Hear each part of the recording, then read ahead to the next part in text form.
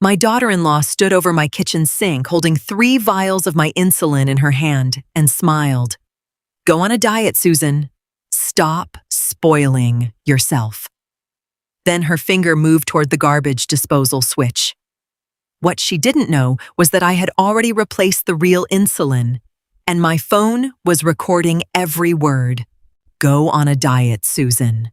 Stop spoiling yourself." My daughter-in-law, Jessica, smiled as her right index finger hovered over the garbage disposal switch. In her other hand, she held 3 glass vials of my Humalog insulin like a weapon. The bright morning light coming through the kitchen window of my New Albany home made the clear liquid inside them look innocent. But without it, my blood sugar would skyrocket into dangerous territory within hours.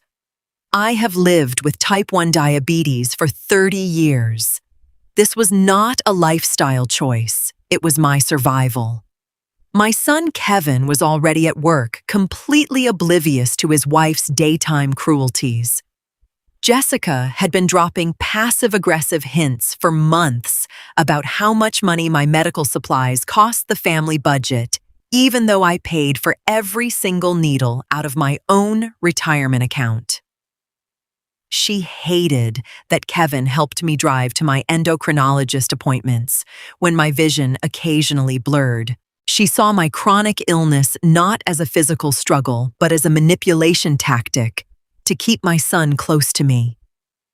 "Put them down, Jessica," I said, keeping my voice entirely level despite the sudden pounding in my chest. I did not beg.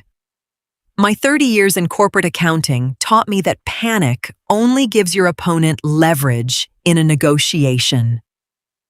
"You are just being dramatic."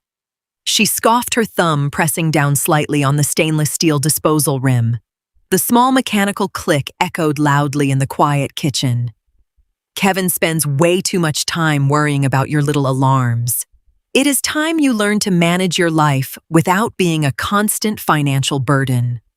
I looked at her face, truly, seeing the deep resentment she had hidden behind polite, holiday dinner smiles. She wanted total control for Kevin's attention and our family assets. But I was not a helpless victim. I let her think she held my life in her hands, while my phone inside my apron pocket silently recorded every single word she uttered. The tension did not start in the kitchen. It had been simmering for over a year. When Kevin married Jessica, I tried to be the supportive mother-in-law every young bride hoped for.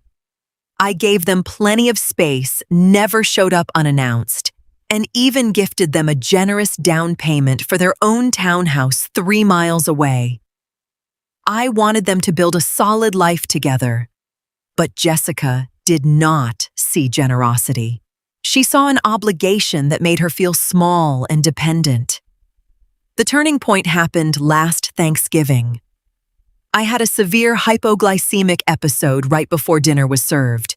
My continuous glucose monitor shrieked, my hands shook violently, and I collapsed onto the living room sofa. Kevin immediately sprang into action, rushing to the kitchen for orange juice while ignoring Jessica's grand presentation of the roasted turkey. Instead of showing concern, Jessica stood in the dining room doorway with crossed arms and a scowl. Later that night, I overheard her whispering to Kevin in the hallway. "She always does this when the attention isn't on her," she hissed. "It's just a low blood sugar spike, Kevin. She is a grown woman. She doesn't need you playing hero every time a machine beeps." Kevin defended me, which only made things worse. From that evening on, Jessica viewed my medical condition as her personal rival. She began researching diabetes online not to understand how to help me, but to find arguments to minimize my pain.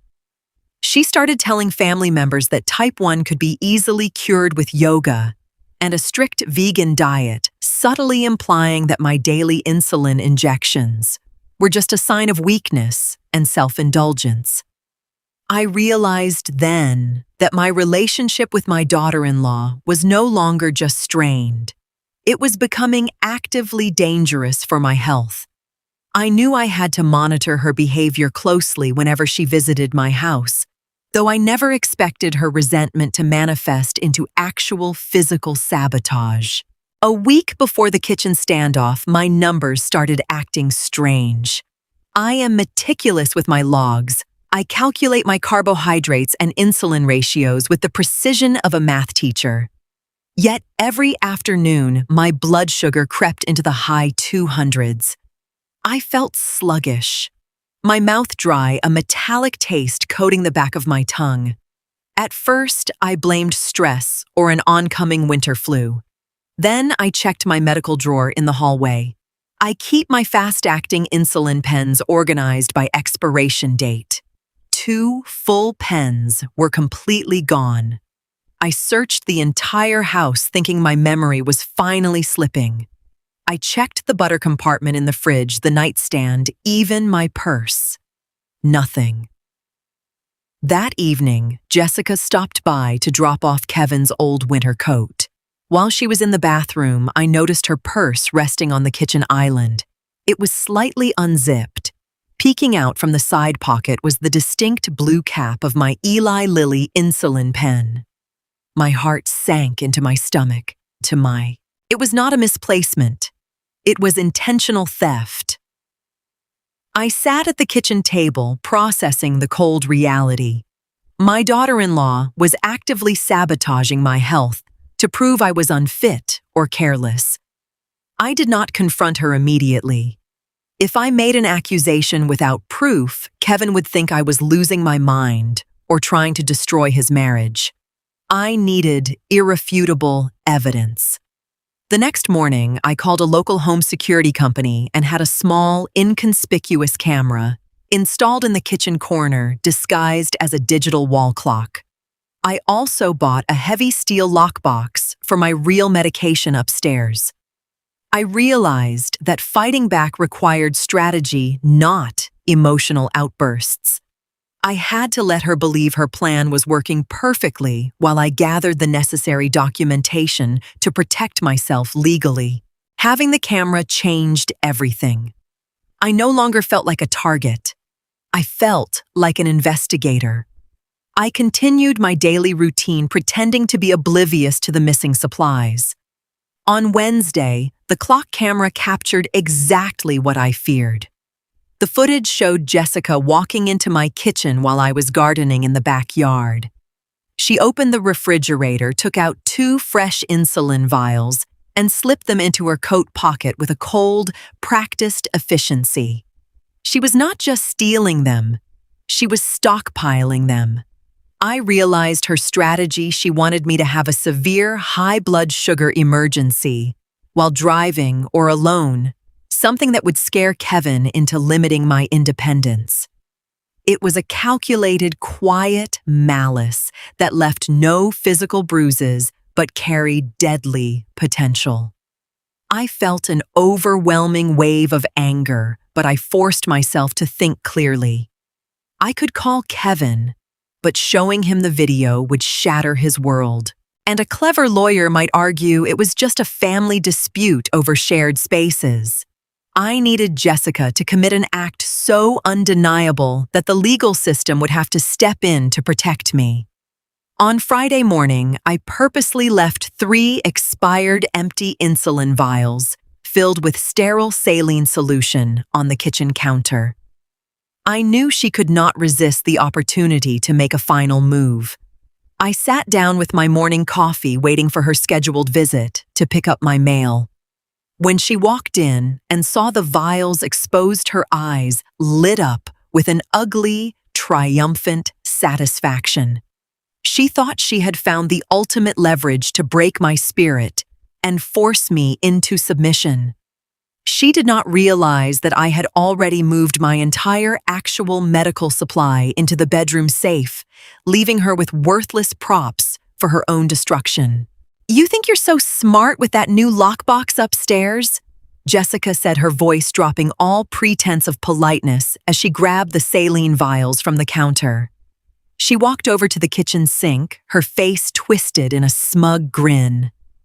That brings us back to the moment her finger found the garbage disposal switch. Go on a diet, Susan. Stop spoiling yourself. I kept my hands flat on the table. My phone was already recording the audio, syncing it directly to my cloud storage. Jessica, those vials cost hundreds of dollars and I need them to live. If you destroy them, you are putting me in a medical crisis. Oh, please. You'll just call Kevin and cry, she sneered. He'll run over here, buy you more, and skip our anniversary dinner again. I'm doing us both a favor. You need to learn some discipline. With a sharp click, she flipped the switch. The loud mechanical roar of the disposal filled the kitchen as she dropped the first vial into the metal blades. The glass shattered instantly, the sound sharp and violent. She dropped the second, then the third, watching my face for a tear or a plea. I gave her nothing but a cold, steady stare. When the machine finished grinding the glass, she wiped her hands on a paper towel, completely satisfied with her performance. Have a nice day, Susan, she said, tossing the towel in the trash and walking out the front door. The moment the door clicked shut, I stopped the recording. I pulled up my phone, downloaded the high-definition video from the clock camera, and forwarded both files to my attorney. The trap had sprung exactly as planned, and Jessica had documented her own criminal intent without even realizing it. 2 hours later, Kevin arrived at my house, frantic. Jessica had called him crying hysterically, claiming that I had suffered a mental breakdown, screamed at her, and smashed my own medication in the sink out of spite. She told him she felt unsafe around me and demanded he help her find a senior living facility for my safety. Kevin burst through my front door, his face pale with worry. Mom, what happened? Jessica said you were screaming and your insulin is gone. Are you okay? Do we need to go to the hospital? I was sitting calmly at the dining room table, sipping chamomile tea. My blood sugar was a perfectly safe 110 milligrams per deciliter, thanks to the real insulin I had injected from my bedroom safe an hour earlier. I'm perfectly fine, Kevin, I said softly, waving him toward the chair opposite me. But Jessica said, sit down, son. Please. I opened my laptop and turned the screen toward him. I clicked play on the kitchen clock camera video. Kevin watched in absolute silence. He saw his wife walk in, grab the vials, and smile as she told me to go on a diet. He heard the roar of the garbage disposal and watched her destroy what she believed was his mother's life-sustaining medication. His chest heaved. His hands began to shake, and a look of profound horror washed over his face. The woman he loved was completely unrecognizable on the screen. Mom, he whispered, his voice breaking as he looked up at me. I had no idea. I am so sorry. I can't believe she did this. I reached across the table and touched his hand. I know Kevin, but now we have to face the truth about who she really is. We are not handling this as a family matter, Kevin. I told my son, looking directly into his tear-filled eyes. He wanted to believe Jessica was just having a stressful week, that perhaps therapy could fix this deep-seated malice. But I knew better. Someone who can smile while destroying a person's medicine does not just need a vacation. They are a threat. She could have killed you, Mom. Kevin admitted, his head buried in his hands. The realization was breaking him, but he did not argue. He loved his wife, but he loved his mother more, and the evidence was a cold, hard ceiling he could not push through. The next morning, accompanied by my attorney, I walked into the local police precinct. I presented the digital files, the audio recording the high-definition video of the destruction, and the previous footage of the thefts from my refrigerator. The desk sergeant's expression turned grim as he watched the tape. In the state of Ohio, stealing or knowingly destroying prescribed, life-sustaining medical equipment is a serious felony offense. It enters the realm of felony reckless endangerment and theft of controlled substances. 2 days later, 2 detectives arrived at Kevin and Jessica's townhouse. They served her with an arrest warrant right in front of her neighbors. Jessica screamed at Kevin, accusing him of betraying her. But the handcuffs were real, and the police cruiser doors shut with a heavy final thud. She was processed, booked, and spent the night in a county holding cell waiting for her arraignment. I felt no joy in her arrest, only a profound sense of relief that the law was doing its job to protect my life. 14 days after the kitchen standoff, I sat in the second row of the Franklin County Municipal Courtroom. The room smelled of old wood and industrial cleaner. Jessica stood before the judge wearing a plain navy blazer her lawyer had likely chosen to make her look respectable. Her hair was pulled back tightly, and her usual arrogant smile was completely gone, replaced by a pale, terrified mask. The prosecutor read the formal charges out loud into the quiet room. Felony, reckless endangerment, criminal destruction of property, and theft of prescribed medical substances. Each word dropped like a lead weight. Jessica's defense attorney tried to argue for a dismissed case, claiming it was a heightened domestic dispute between family members with no actual physical harm caused. The prosecutor countered immediately by playing the audio recording from my phone. Jessica's clear, sharp voice filled the courtroom. "Go on a diet, Susan. Stop spoiling yourself." The mechanical roar of the disposal followed a chilling soundtrack to her intent. I watched her shoulders drop as the audio played. She looked back over her shoulder, searching for Kevin in the audience, but his seat was empty. He had chosen to stay home, unable to watch the final collapse of the life they had built together. The judge looked down over his glasses, his face stern and unimpressed by her lawyer's excuses. "The court finds sufficient evidence to proceed," the judge stated, setting a high cash bond and issuing a strict temporary protection order. Jessica was escorted out through the side door, tears finally spilling down her cheeks as she realized her actions had real consequences. The weeks following the court appearance were quiet, but the emotional aftershocks were massive.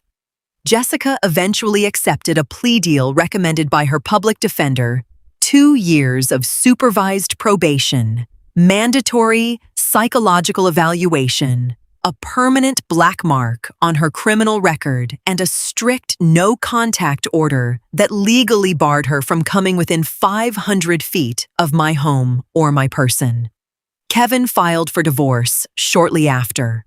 The betrayal had broken the foundation of their relationship beyond any hope of repair. He spent many evenings sitting on my porch, staring out into the yard, trying to understand how someone he shared a bed with could harbor such calculated cruelty toward his own mother. I did not use his pain to say, "I told you so." I did not celebrate Jessica's ruin. True justice is not about gloating or being cruel in return. It's about establishing a firm boundary that says your life has value and cannot be traded for someone else's comfort. I helped Kevin pack his things, supported him through the legal paperwork, and cooked the meals he used to love when he was a boy. We did not talk about Jessica often, but the silence between us became more comfortable over time, a shared understanding that we had survived a quiet storm. My home felt safe again, the kitchen counter clean and empty, the digital clock ticking softly on the wall. I paid for my replacement supplies out of my pocket, refusing to let her actions drain my son's remaining savings. We were both rebuilding our lives from the ashes of her deception. It has been 6 months since that morning in my kitchen. My life has returned to its quiet, predictable rhythm. My blood sugar numbers are steady, my lockbox remains on the upstairs shelf, And my mornings are filled with the simple peace of gardening and reading the local news without fear of sabotage.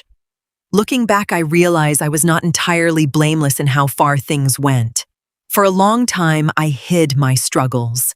I downplayed my hypoglycemic episodes and made my illness look invisible because I did not want to worry my son or seem weak to the world. By making my disease look like a minor inconvenience, I inadvertently allowed Jessica to believe it was something trivial, something I was using just to gain sympathy or attention. I learned that being strong does not mean hiding your vulnerability. It means being honest about your boundaries before someone tries to cross them. Justice is not a weapon you use to destroy people. It's a shield you build out of truth documentation and self-respect. I did not save myself through luck or a neighbor's sudden knock on the door.